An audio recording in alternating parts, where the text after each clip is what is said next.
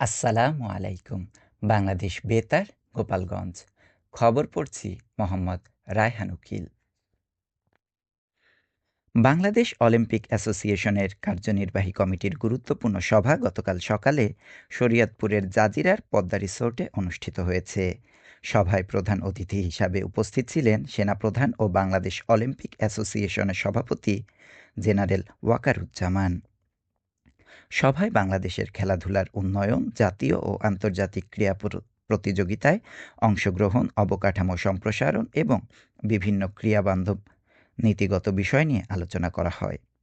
এছাড়া বিভিন্ন ক্রীড়া ফেডারেশনের চলমান কার্যক্রম ও ভবিষ্যৎ পরিকল্পনাও পর্যালোচনা করা হয়।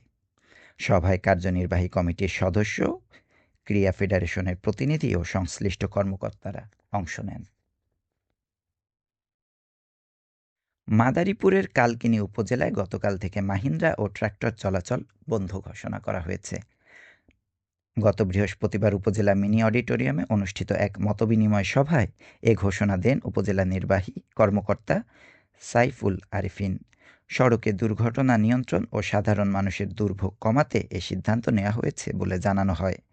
তবে জরুরি কৃষিকাজের ক্ষেত্রে পরবর্তীতে প্রয়োজনীয় নির্দেশনা দেওয়া হবে। সভায় প্রধান অতিথি ছিলেন মাদারীপুর ৩ আসনের সংসদ সদস্য আনিসুর রহমান। তিনি উন্নয়ন কাজে স্বচ্ছতা ও জবাবদিহিতা নিশ্চিত করার উপর গুরুত্ব আরোপ করেন। এ সময় এলজিইডি কর্মকর্তা, জনপ্রতিনিধি ও প্রশাসনের কর্মকর্তারা উপস্থিত ছিলেন। মানবিকতায় ঐক্যবদ্ধ এই প্রতিপাদ্যকে সামনে রেখে নড়াইলে বিশ্ব রেডক্রস ও রেড ক্রিসেন্ট দিবস পালিত হয়েছে। এ উপলক্ষে গতকাল সকালে Bangladesh red crescent society Narail ইউনিটের উদ্যোগে জাতীয় ও সংগঠনের পতাকা উত্তোলনের মধ্য দিয়ে দিনের কর্মসূচি শুরু হয়। পরে একটি বর্ণাঢ্য র্যালি শহরের প্রধান সড়ক প্রদক্ষিণ করে। এরপর জেলা পরিষদ কার্যালয়ে অনুষ্ঠিত হয় আলোচনা সভা। অনুষ্ঠানে জেলা পরিষদ চেয়ারম্যান ও নড়াইল রেড ক্রিসেন্ট ইউনিটের সভাপতি বীর মুক্তিযোদ্ধা মোস্তাফিজুর রহমান আলেক সভাপতিত্ব করেন। এ সময় রেড ক্রিসেন্টের কর্মকর্তা, সদস্য, যুব রেড ক্রিসেন্টের স্বেচ্ছাসেবক এবং স্থানীয় গণ্যমান্য ব্যক্তিরা উপস্থিত ছিলেন। আলোচনা সভায় বক্তারা বলেন, দুর্যোগ ও মানবিক সংকটে রেড ক্রিসেন্ট সবসময় মানুষের পাশে রয়েছে এবং ভবিষ্যতেও এই সেবামূলক কার্যক্রম অব্যাহত থাকবে। শরীয়তপুরে তৃণমূল পর্যায় থেকে ক্রীড়া প্রতিভা খুঁজে বের করার লক্ষ্যে নতুন করে স্পোর্টস কর্মসূচির জেলা পর্যায়ের প্রতিযোগিতা চলমান রয়েছে। বীরশ্রেষ্ঠ শহীদ ল্যান্স নায়েক মুন্সি আব্দুর রউফ স্টেডিয়ামে অনুষ্ঠিত এই প্রতিযোগিতায় জেলার বিভিন্ন উপজেলা ও পৌরসভার খেলোয়াড়রা অংশ নিচ্ছেন। গতকাল বালিকাদের কাবাডি প্রতিযোগিতায় নড়িয়া উপজেলা দল চ্যাম্পিয়ন হয়। এর আগে বালকদের কাবাডিতে গোসাইরহাট উপজেলা শিরোপা অর্জন করে। উল্লেখ্য, গত ২ মে শুরু হওয়া এই প্রতিযোগিতায় মোট ৮টি ইভেন্ট অনুষ্ঠিত হচ্ছে। আগামী ১০ মে ক্রিকেট ও ফুটবলের ফাইনালের মাধ্যমে এ আয়োজন শেষ হবে। আয়োজকরা জানান, তৃণমূলের প্রতিভাবান খেলোয়াড়দের খুঁজে বের করে জাতীয় পর্যায়ে ক্রীড়াবিদ হিসাবে গড়ে তোলাই এ কর্মসূচির মূল লক্ষ্য। লেবাননের রাজধানী বৈরুতে ইসরায়েলি হামলায় নিহত বাংলাদেশি নাগরিক দীপালি আক্তারের জানাজা ফরিদপুরের চরভাদ্রাসনে সম্পন্ন হয়েছে। গতকাল সকালে চর সালেপুর মুন্সিরচর বাজার ঈদগাহ মাঠে জানাজা শেষে পারিবারিক কবরস্থানে দাফন করা হয়। ১ মাস পর গত বৃহস্পতিবার রাতে তার মরদেহ দেশে পৌঁছায়। শুক্রবার সকালে মরদেহ বাড়িতে আনা হলে এলাকায় শোকের ছায়া নেমে আসে। জানা যায়, জীবিকার সন্ধানে লেবাননে গিয়েছিলেন দীপালি আক্তার। গত ৮ এপ্রিল বৈরুতে ইসরায়েলি বোমা হামলায় তিনি নিহত হন।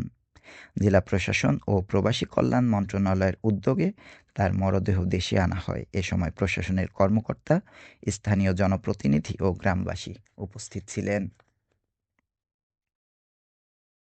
এবারে শুনুন কৃষি সংবাদ।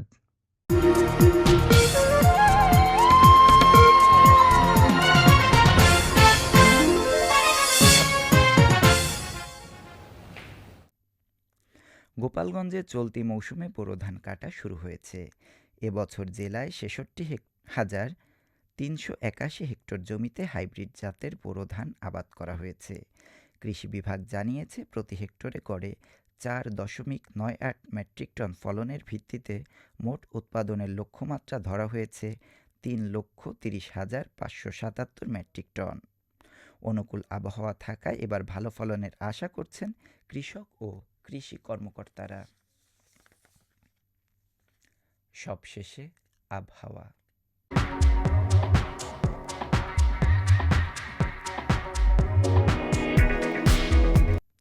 আজ বেলা ১টা পর্যন্ত দেশের অভ্যন্তরীণ নদীবন্দরসমূহের জন্য আবহাওয়ার পূর্বাভাসে বলা হয়েছে, রাজশাহী, পাবনা, বগুড়া ও টাঙ্গাইল অঞ্চলসমূহের উপর দিয়ে পশ্চিম অথবা উত্তর-পশ্চিম দিক থেকে ঘন্টায় ৪৫ থেকে ৬০ কিলোমিটার বেগে অস্থায়ীভাবে দমকা অথবা ঝোড়ো হাওয়া সহ বৃষ্টি অথবা বজ্রবৃষ্টি হতে পারে। এসব এলাকার নদীবন্দরসমূহকে ১ নম্বর সতর্ক সংকেত দেখাতে বলা হয়েছে।